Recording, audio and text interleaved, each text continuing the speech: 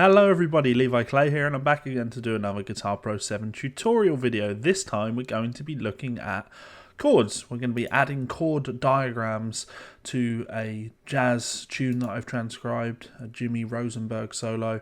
We're going to add chord diagrams and look at the ways in which we can do that and the ways in which that can display. So let's take a look at Blue Bossa. So this is, as I say, Jimmy Rosenberg playing on Blue Bossa.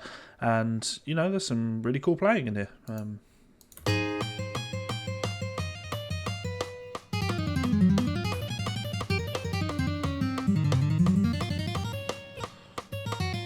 This is the sort of thing that for the purposes of analysis, it would be kind of useful to have the chord symbols above everything. Now, I don't believe I did. I might have transcribed this in Guitar Pro 7, not Guitar Pro 6. I've put chord symbols in at the very start, but not chord diagrams. So the first thing to address when you're looking at putting chord diagrams into a song is deciding how you want them to display. And to do that, we go into our style sheet, or our house style, and under page score and format. So just to review, you can either access house styles by going into, is it in file? Yep, file and style sheet. Or if you know your hotkeys, you hit F7 and we're right into our style sheet, page and score formatting. Now, what we need to decide is how we want these chord diagrams to display. Now, of course, this is changeable after the fact. We can either, well, you've got the way the chords look. We'll look at that when we've got some of these chords put in. But then we've got the option to either have the chord diagrams visible at the top of the score or in the score as and when they're being used, and we can adjust the size of each of those. So for now, I've just set it so the chord diagrams are visible at the top of the score rather than in the score, but we'll look at all of these options. So if we take a look at this first line, just a little intro, C minor 7, G7 sharp 9.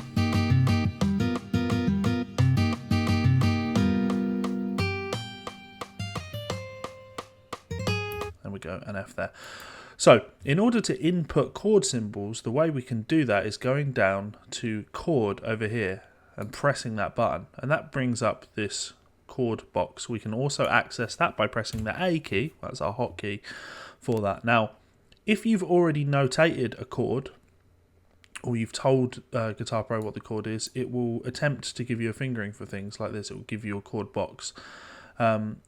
But I tell you what we're going to do. We're going to delete that chord. And what you'll notice now is all Guitar Pro can tell is at this place in the bar, the 8th fret is being played on the low E string. And it's put that in a diagram for me, which is kind of nice and kind of useful. It doesn't know what that chord is at this stage. If we were to look at somewhere else in the piece where there's a little bit more information, like here, for example, if I press A on that, it's giving me an estimation of what it believes that chord might be called. Now, I can tell you it's wrong. That's in terms of the way that it's been notated, but it's actually pretty on the money with the name of the chord. It is an E flat major 9 with a G in the bass. I would just go as far as calling it E flat major 9, maybe over G, but you know we can talk about that later. So all in all, that's pretty impressive. But going to the start of the score, if I press, as I say, A, this is going to tell me we've got the 8th fret there. I want to give it more information, so I'm going to go and I'm going to click the other notes that are being played here in the full bar. And the great thing about the chord symbols in Guitar Pro 7 is that we can tick this box and that will indicate now that that's all played with a bar. Or I can go on each note and I can right click and then actually tell you the finger that it's being played with. So if you want to be really accurate and go through these things and finger things the way that you would finger them when playing them, you can do that because this particular chord, a C minor 7, there's two ways I'd play that. Sometimes I play that with the thumb and all of these with the index, like that. I do play that chord like that quite often, but in this case I probably would play it with the middle finger and the ring finger across those 3 strings. So that's the way I'd be playing that chord. And it's kind of nice that we've got that. You can also look down all of these options here. You know, we can change chords and things like that. I don't know if I can. I can't control Z, which is rather annoying. Everything's falling apart. So you can essentially program in chords, and it will give you what ways to play those chords, which is cool. But you know, I fucked everything up now, so I'll have to do this all again. But it's okay, quick and easy. So I'm just clicking in the notes that I want, getting rid of the notes that I don't want, change my fingering, middle, ring, ring, and ring. Great. So C minor 7, that's absolutely what I would call that chord. And now when I do that, it's going to give me that C minor 7 written as a chord name above the box there. Now, of course, if you want to change the way that they display, we can go into texts and styles in our style sheet, and under chord names you can see that currently it's displaying using Times New Roman, an 8-point font in regular format. Now you can change all of those. If you wanted bold, we can do bold, and well, let's have a look. There you go, all of the chords are displaying in bold now. If I wanted,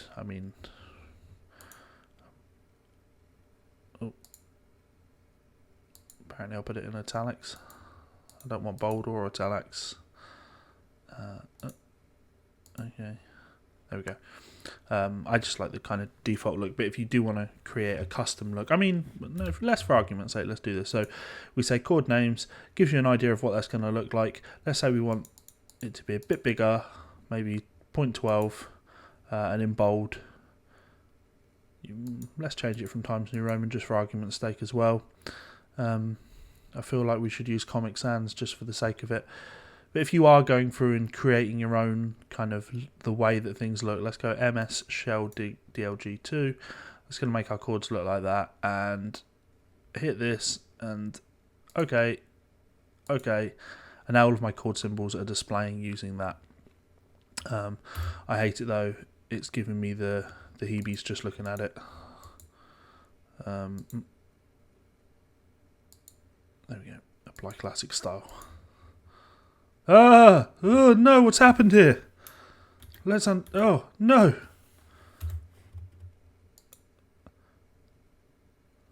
A rock style. There we go. Whew. Panicked. That doesn't look like it did before, does it? Oh well, anyway, let's not worry about that for now. So, back to my chord symbol. So, A for my chord symbol. So, I've got my chord symbol there. Now, the option that we have is we've got display options down here. We can either choose to display the chord on the score as is, which is great. But I can also choose to display the diagram. Now, if I do that, what you'll notice, or what you would expect based on the style sheet that I used, was to display chord symbols at the top of the diagram, and that's going to do exactly that. So if I go through and add some of these chords in, we've got this G7 sharp 9.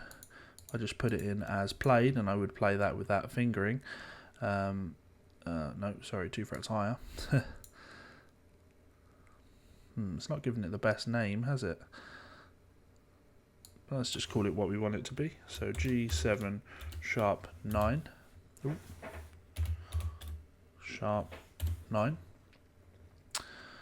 Perfect. The fingering is correct, and again, I still have the choice to display this or not display this, but in this case I would like it to display. So again, it's given me that pain in the arse dogs. Now, at this stage, it would be easy for me to actually just go up to chords. Let me just remove that.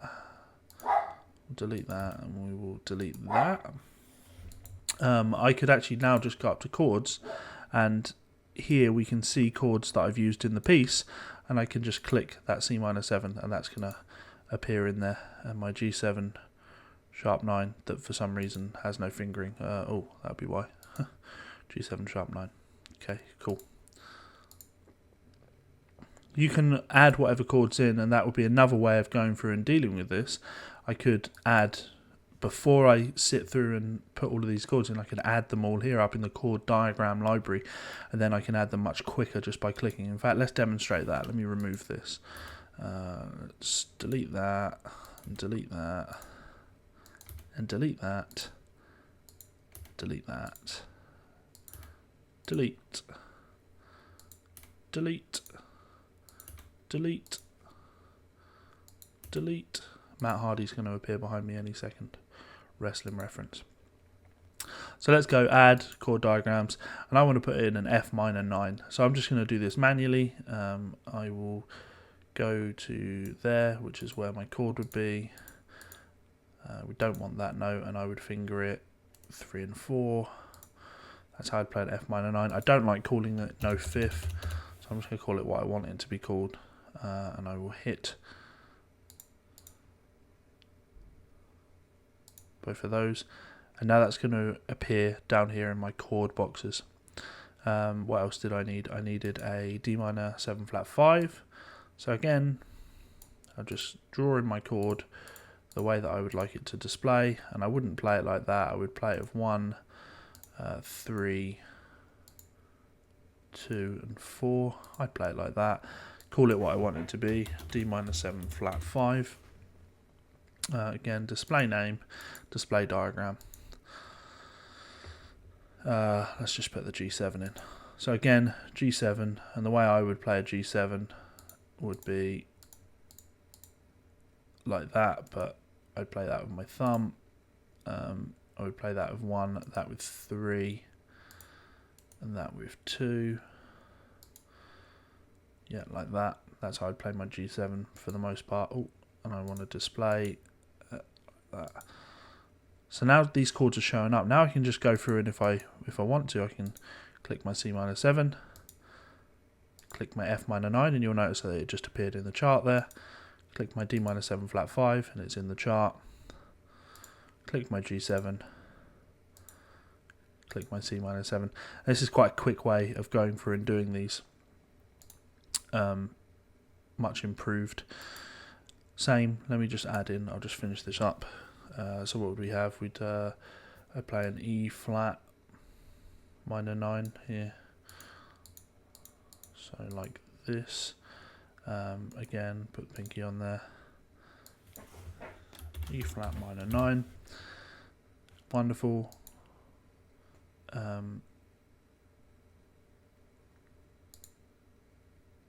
did that display? It didn't, because what I missed on that was I didn't tell it to display name or diagram. So I need to display name and diagram. A flat 7. Let's put an A flat 7 sharp 9 in there.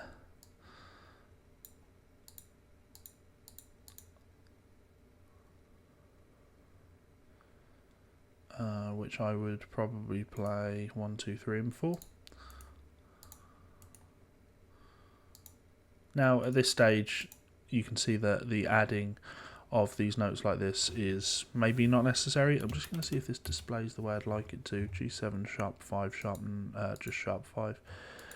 I want it to be A flat, don't I? What am I doing? A flat 7 sharp 5. Have I done it again? Oh no, I did tell it to display chords, and that is displaying now up there. Perfect. And let's make this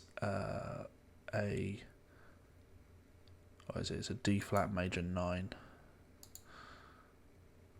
So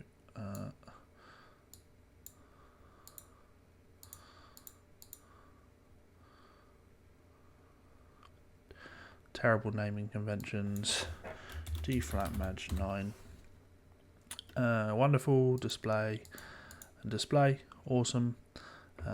Hit OK. Now again I can just click that in. D minor 7 flat 5. Give it the fingering I want. G7.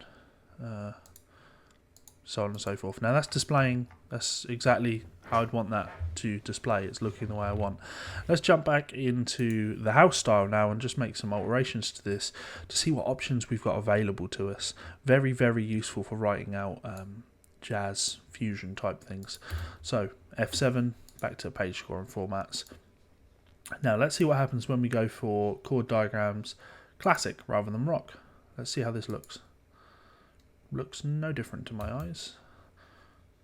Let's check out jazz. Looks no different to my eyes. That's be a house formatting thing. So we'll keep it under rock. Now the thing that's useful is the size. I can have these big. I mean, you wouldn't want them to be that big. Or I can make them really small. which I probably prefer. They're less intrusive. But the other option would be to have them visible in the score. And again, I could have them really small. Now you'll notice here that it's only displaying under the ones where I've told it to display with chords. And that's cool. It's kind of nice that you've got that option to have it display. I didn't do it with a C minor 7, did I? Let's just add a C minor 7 in there real quick. Like that. There we go. See, I can make it display if I want. The problem with that is that because I had a different fingering, it's now added that into the chord diagrams at the top, despite the fact that fingerings aren't included on those.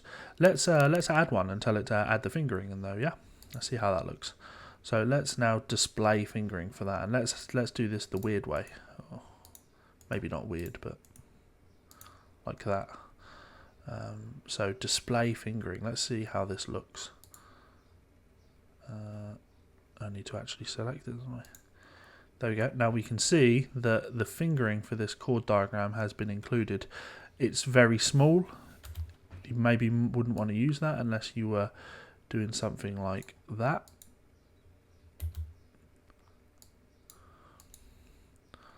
You have your chord diagrams a bit bigger at the top of the score.